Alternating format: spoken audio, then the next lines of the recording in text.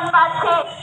ঘরে বাইরে বাসে ট্রেনে শিক্ষাঙ্গনে কর্মক্ষেত্রে কোথাও তার নিরাপত্তা নেই।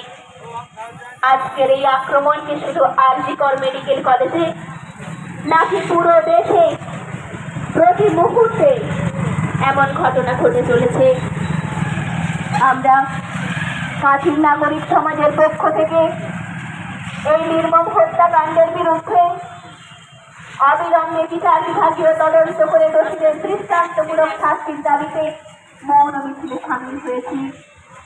এই মৌন প্রতিবাদ মিছিলে সকল স্তরের শুভমুখী সম্পন্ন মানুষকে আমরা সাক্ষী হওয়ার আবেদন জানাই।